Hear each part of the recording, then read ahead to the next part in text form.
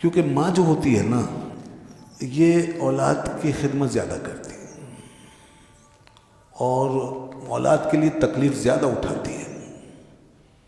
Physically ماں جو ہے ڈائریکٹلی اولاد کی تکلیف و مشقت زیادہ اٹھاتی ہے.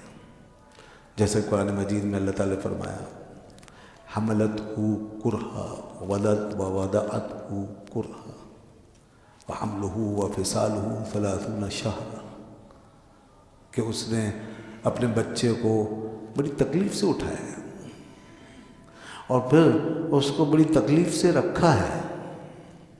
تو حمل کی تکلیف، پھر اس کے بعد وضع حمل کی تکلیف، حملہ وفصالہ 30 شہرا، اور پھر اس کا حمل اور اس کا دودھ چھڑانے کی مدت، حمل کی دودھ چھڑانے کی مدت یہ 30 مہینے ہے. یعنی پھر اس کے بعد دودھ پلانے فیڈ کرانے کی تکلیف، اور دونوں کو جمع کر کے فرمایا 30 مہینے ہیں. تو اس میں 24 مہینے یعنی 2 سال تو اس کے حمل کے دودھ پلانے کے ہو گئے، جیسے قرآن پاک نے حولین کاملین فرمایا 2 سال تک اس کو فیڈ کرائے گی. اور ظاہر ہے کہ بڑی لمبی مدت ہے، اور اس مدت میں عورت کافی تکلیف برداشت کرتی ہے، اپنا جسم کا اپنا خون گویا نچوڑ کے پلا رہی ہوتی ہے.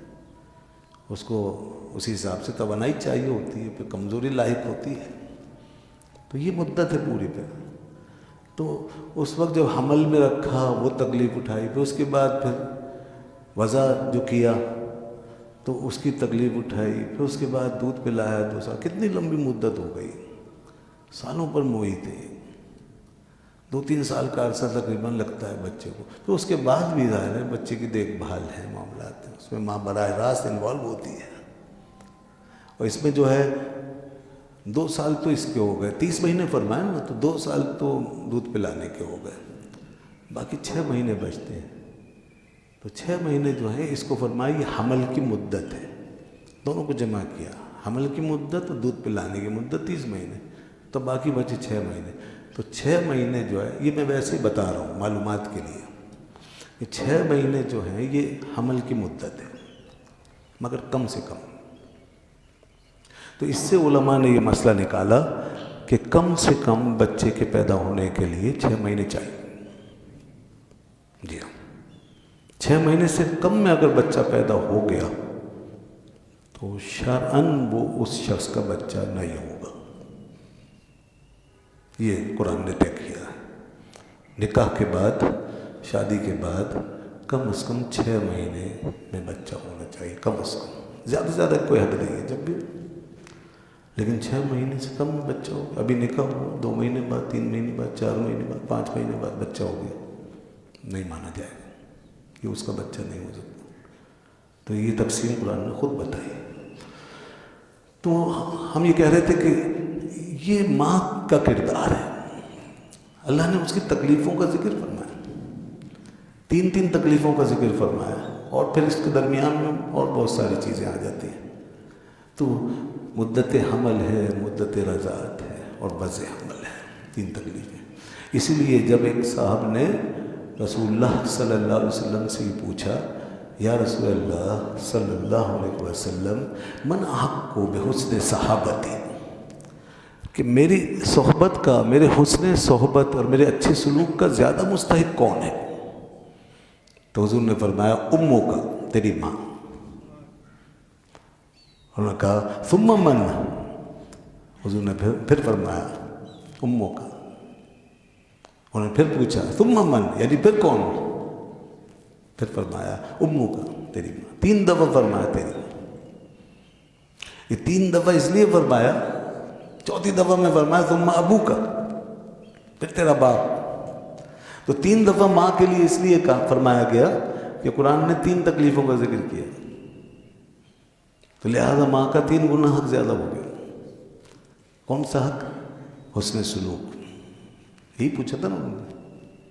تو کس کے ساتھ میں زیادہ حسن سلوک کروں، کس کی خدمت زیادہ کروں؟ تو ماں کا جو خدمت کا حق ہے نا وہ زیادہ ہے.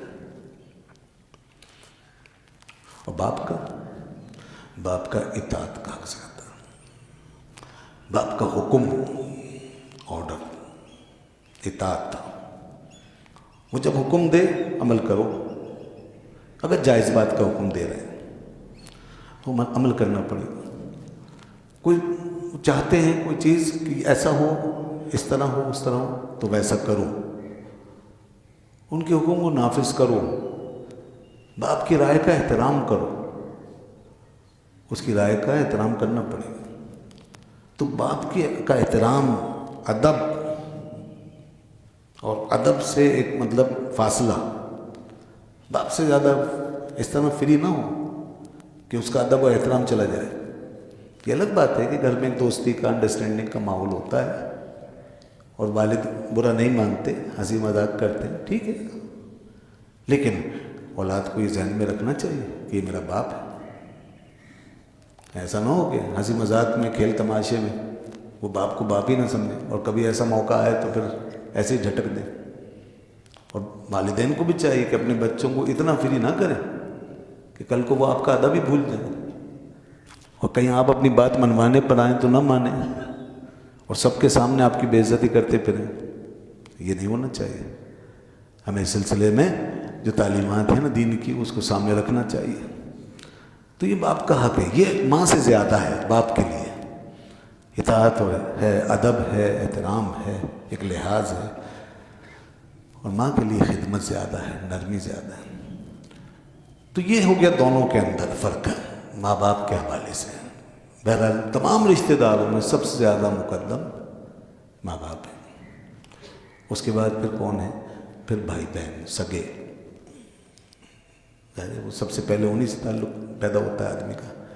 تو بھائی بہن، ان کا حق زیادہ ہے پھر دیگر بات کے تمام رشتہ داروں سے۔ پھر اسی طرح ان میں سوتیلے بھائی بہن، اللاتی یا خیافی، ان کا حق ہے۔ اللاتی جو باپ کی نسبت سے بھائی بہن بنتے ہیں، اور خیافی جو ماں کی نسبت سے بھائی بہن بنتے ہیں۔ تو پہلے سگے ہو گئے، پھر یہ سوتیلے، اس کے بعد پھر آگے بڑھیں گے اور پھر دیگر رشتہ داروں میں جائیں گے۔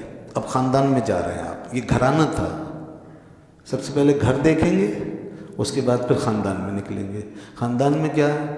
پھر والد کی طرف سے جو رشتے ہیں وہ، اور اسی طرح والدہ کی طرف سے جو رشتے ہیں وہ، ان سب کو نبھائیں گے۔ اور ان میں کون مقدم ہے؟ جو والد کی طرف سے رشتے ہیں پہلے وہ مقدم ہے، اور پھر اس کے بعد والدہ کی طرف سے جو ہیں رشتے ان کو دیکھیں گے۔ اس طرح یعنی اگر ایک دوسرے کے مقابلے میں ہوں تو تقدم کس کو حاصل ہے؟ ویسے تو جس کو بھی ضرورت پڑے وہ اس کے ساتھ ہمیں کوآپریٹ کرنا چاہیے، اور کسی کی بھی توہین یا انسلٹ نہیں ہو سکتی۔ اس کے بعد پھر اور آگے بڑھیں گے تو ان کی جو اولادیں ہیں، جن کو کزن کہتے ہیں، چچا زاد، پھوپھی زاد، یہ ہو گئے والد کی طرف سے۔ اس طرح والدہ کی طرف سے ماموں زاد اور خالہ زاد، یہ سب کزن، یہ سب آ جاتے ہیں، ان کے ساتھ بھی اس نے سلوک ہے۔ یہ نسبی رشتہ داریاں ہوتی ہیں۔ پھر اور باہر نکلیں گے تو پھر ظاہر وہ برادری وغیرہ وہ آ جاتی ہے، لیکن جس کو قرابت کہتے ہیں وہ یہ ہے، قرابت داری اس کو کہتے ہیں، رشتہ داری اس کو کہتے ہیں۔